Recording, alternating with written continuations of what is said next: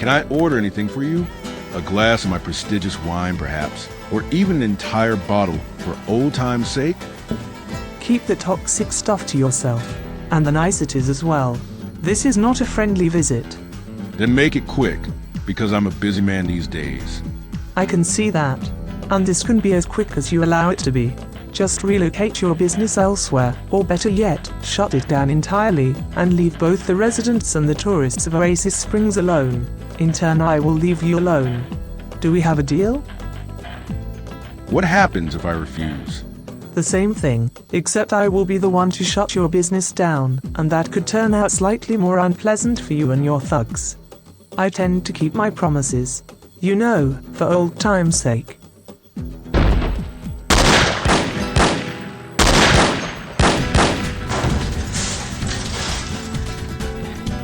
Bitch. Right here.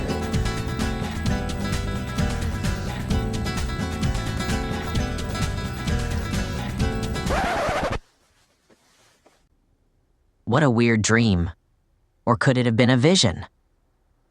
Nah, bitch as a unicorn. How ridiculous.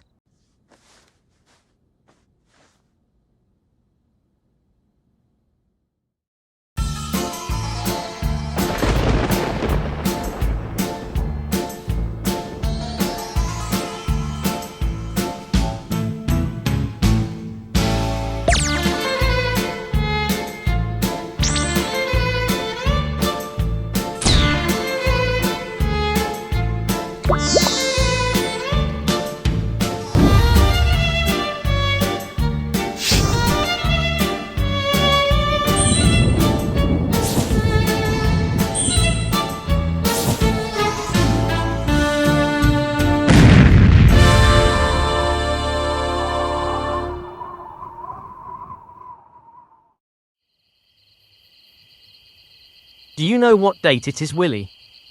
13th of March. Why? On this day last year, we traveled to Strangerville for the first time. And it was Olga Strankova's 25th birthday, so she would have been 26 today. Still torn up about her death? Before you get sentimental, my offer to shut off your emotions still stands. My point still stands as well. Not feeling anything is not a solution. How can you even enjoy life that way? We didn't come here for enjoyment, but to rescue your boyfriend, remember? And just in case that doesn't work out the way you hope, I'll keep the black candle in my hand luggage. What are you saying? That we might not find him after all? Ti amo, we don't even know if he's here. Just because some friend of Loki's that we've never met told him about a UFO in Windenburg that apparently nobody else saw, doesn't mean that thing abducted Leviathan and dropped him off at the alien research facility. The entire thing smells fishy to me. No idea when Loki would have found the time or an opportunity to make friends in Oasis Springs of all places, but it's not like we have any other clues. Fishy sounds about right. And no, you're not going to find Leviathan here because the aliens never took him. That's just what Lorenzo wants you to believe to make you come here and look for an alien crystal, the final ingredient in his ritual involving the 13 branches of magic.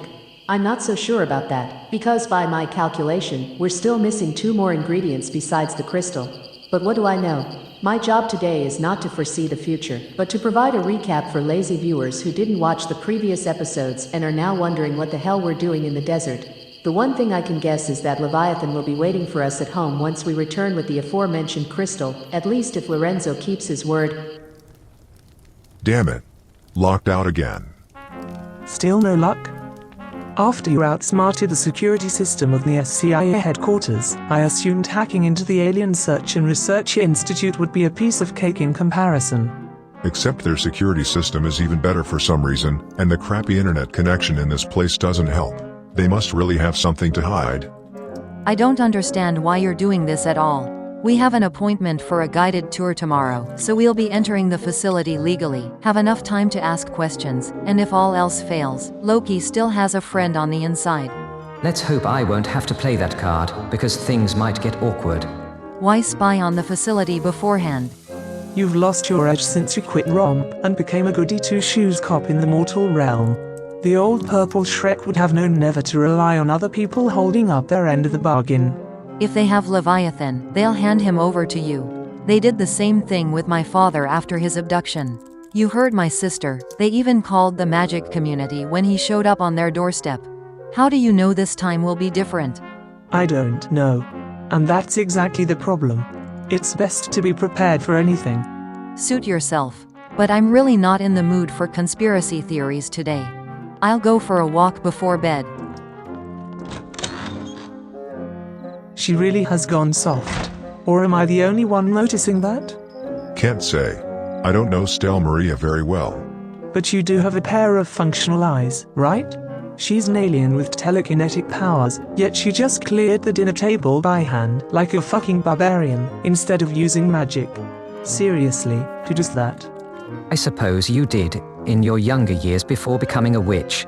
Surely there must have been times when you had to help your parents around the house. They would have liked that, but I always found someone else to do it for me. So you've always been a mischievous brat then? Ah, the shameless flattery. Makes me think you're trying to cover for a guilty conscience, Loki. What could I possibly be feeling guilty about? I mean, I might have struck a deal with the devil that I'm keeping a secret from you, but for the purpose of getting my second father back, which is clearly in everyone's interest. No idea. But as a mischievous brat myself, I know another of my kind when I see one. You could say I've always had a nose for that kind of thing.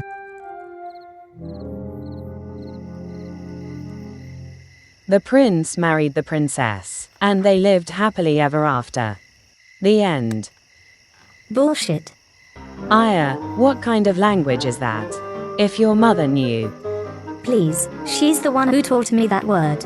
Probably not on purpose, but it's her default response to pretty much anything my father says or does. And it's my response to the ending of this fairy tale, because there's no way it would have ended like that in real life. And how should it have ended in your opinion? That so-called noble prince took advantage of a sleeping woman and kissed her without her knowledge or consent. What kind of message is that to send to innocent little children like us? In the real world, she would have sued his ass.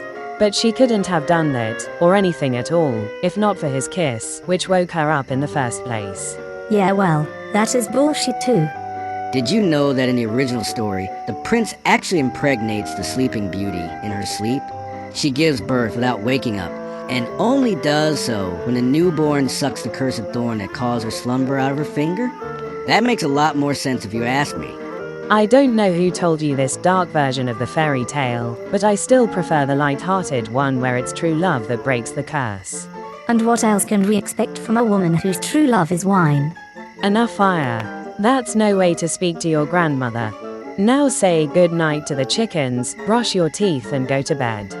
You too, Garm, it's late. Alright. Good night, Snowdrop.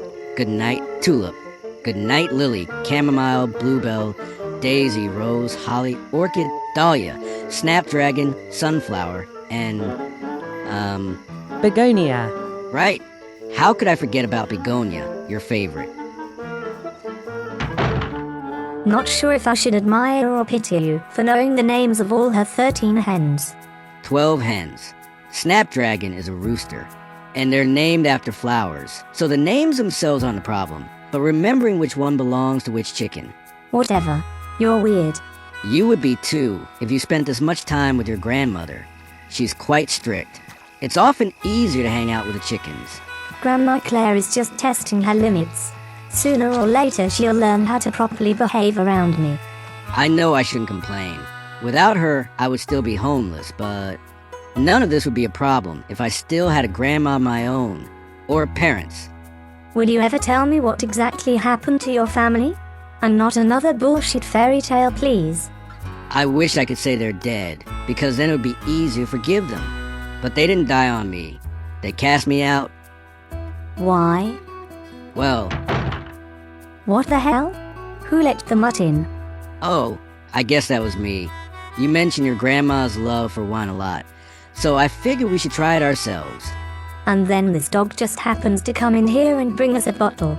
Is he yours? She, actually. And no, I've never met her before. But I have this ability to speak with dogs. That's not so impressive. I can do it too. Hey bitch, sit. No need to insult her. Who's insulting whom? Bitch is a perfectly normal term for a female dog. But her name is Blue. She belongs to one of Grandma Claire's neighbors, and my power to speak with her goes far beyond what you just did. Dogs are like my real family. I can understand their language, ask them for favors, and make them do pretty much anything I want. Yet all you actually make them do is fetch bottles. This ability is wasted on you. You've seen nothing yet. What should I do with it, in your opinion? Ask one of those bitches to adopt you. Then you could be with your real family and stop leeching off mine. But we wouldn't see each other as much anymore, and you wouldn't have anyone to drink wine with. We shouldn't be drinking that stuff, nor should my grandma.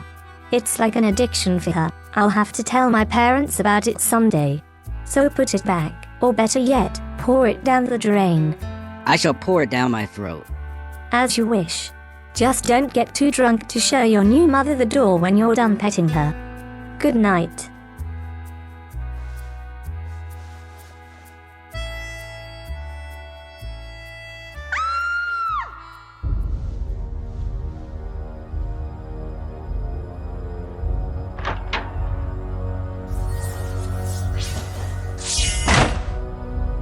Stell Maria, what's wrong?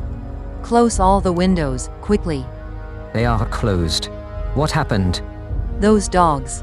I ran into them during my evening walk, and they chased me all the way back here. Stray dogs in the middle of the desert? Are you sure those weren't wolves, coyotes, or foxes? There was no time to stop and take a close look at them. And I didn't say they were strays either. There were men with them, but those did nothing to stop the dogs from attacking me. To the contrary, it looked like they were spurring them on. What do you think, Mum? A gang of criminals robbing tourists in the desert, maybe? Not the most lucrative business, I'd say. And why use dogs to do the dirty work for them, especially if their target is just one single woman? Doesn't make sense to me. Well, I did show them my telekinetic abilities. That must have intimidated them somewhat. But there were too many, plus the dogs. I couldn't have fought them all off indefinitely. You did the right thing. Don't go out by yourself anymore. They're here. Good. Then I can show them what they get for disturbing my beauty sleep. Seems like you no longer need to.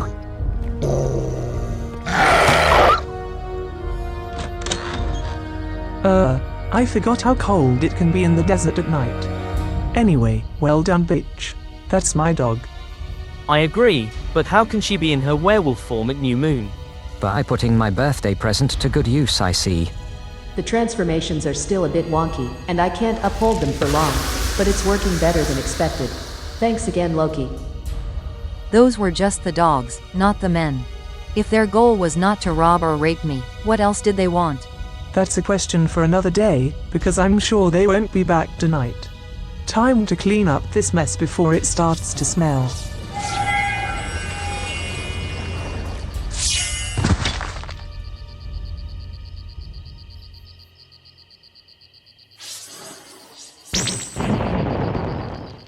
Perfect.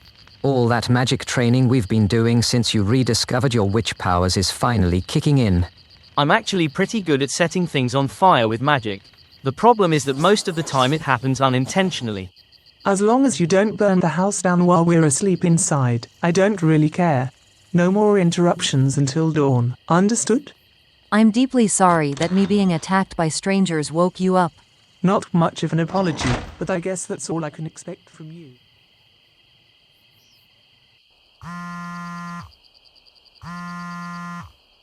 Dad, there is something you should know. That sounds serious. I'm listening.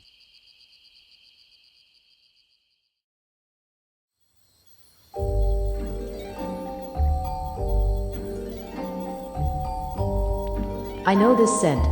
It's not exactly the same, but it reminds me of the werewolf that was terrorizing Henford on Bagley not too long ago. The one that turned into a furry popsicle after our fight on New Year's Eve. Does this mean anything, or is it just that some werewolf stood here at some point, and they all just kind of smell the same? I haven't met enough of them to judge yet.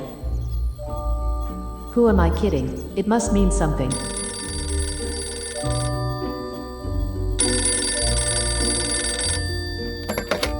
Middle of nowhere accommodation services, Will Beaker speaking. How can I ruin your mood today? And then a huge dog appeared, but with weird alien tentacles similar to Purple Shrek's growing out of its head, and its ugly face scared me so much that I woke up screaming.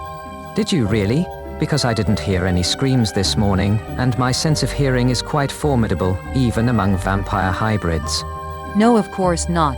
She probably made up the entire dream just to mess with me. You truly believe the world revolves around you, don't you? What do you mean you can't offer us an alternative?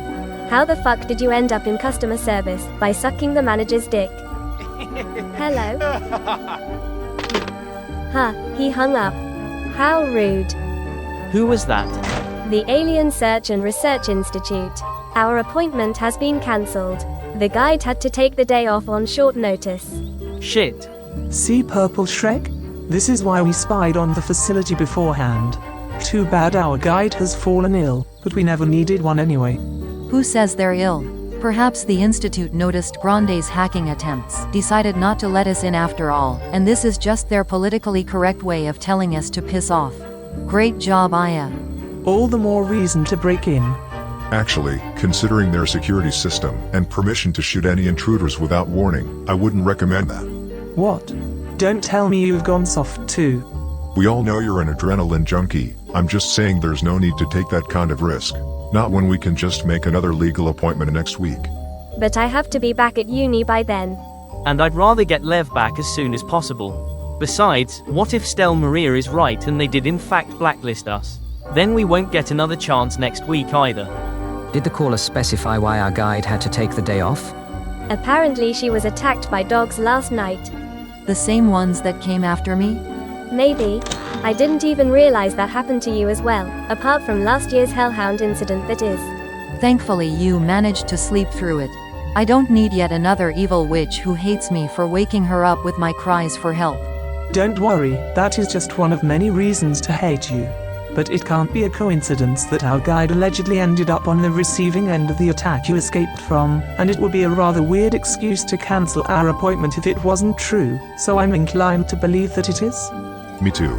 This wasn't a singular occurrence. According to the internet, those nocturnal dog attacks in the desert started in November last year and were threatening residents and tourists alike, so it was decided to shut down any potential tourist attractions until the situation could be resolved. That included the Alien Search and Research Institute, which only opened its doors to visitors again this week. But it doesn't look like the situation has been resolved yet. Apparently there weren't any attacks in February, so it was assumed that the wild dogs had moved on. Until now. Except those weren't wild dogs. There were men with them, I know it. If this has been going on since November, how come we've never heard of it before? Yeah, especially since I told Shirin about our plans, and she asked me to say hello to her family that lives here. You'd think she would warn me about something like rabid dogs attacking tourists. Unless she didn't believe my words, which according to Finn she never does. What plans are you talking about? You didn't really tell Finn's girlfriend that we were planning to break into that research facility, did you? As I said, she didn't believe it, so why does it matter? Anyway, she mentioned that her mum works at the institute, and Finn added that one of her jobs is showing the place off to visitors. So could it be that she was supposed to be our guide today? They didn't tell me her name when I made the appointment, and I suppose the person who just called to cancel didn't mention it either. Still, it's worth a try. Grande, see what you can find out about Esma Yildiz. Yildiz, huh? Interesting. Asma Yildiz and her daughter aside, what I personally find a lot more interesting is why Loki's friend at the Institute didn't warn us about the dog attacks. Would that knowledge have stopped you from coming here and trying to find Leviathan? No, but it would have been nice to know anyway. You're right. Well, we're not that close, to be honest. Calling her a friend was probably pushing it. But I'll contact her, see what she has to say.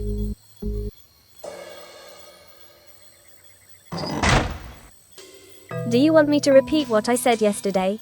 This smells fishy. He's definitely hiding something from us. Of course, he's your grandson after all. We all keep secrets every now and then, but usually to protect others. It's like a tradition in this family. More like a fatal flaw.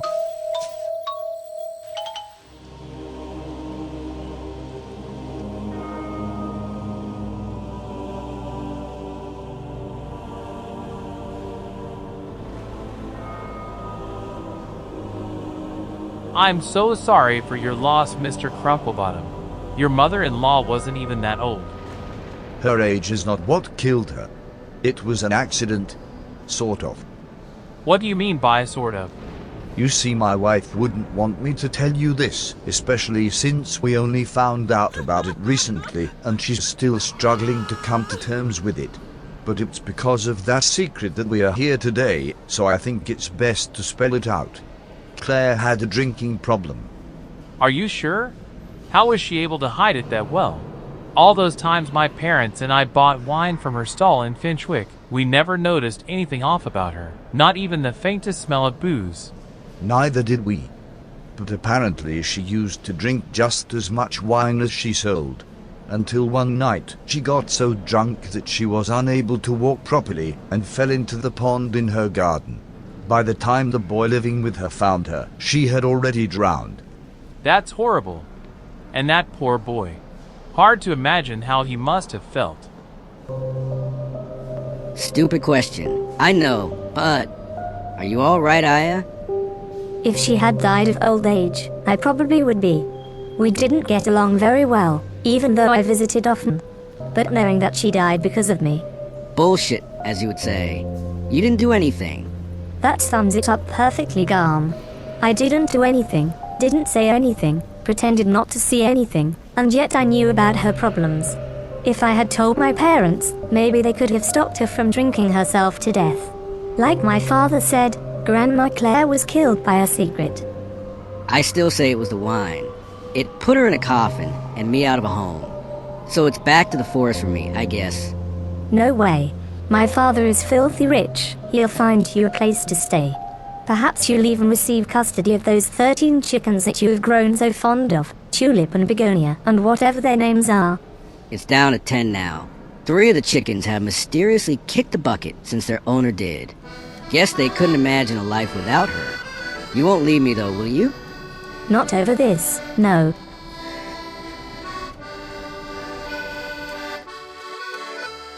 She's grown old just like me. I might not have recognized her without a second glance. But the woman in this photo does look a lot like my old friend Aya Crumplebottom. It's Mum Mina now, and she's a witch. I ran into her on Halloween last year, and her dog Familiar is the one who killed Mom in Henford-on-Bagley. This is not how I'd hoped our reunion would go. Too bad.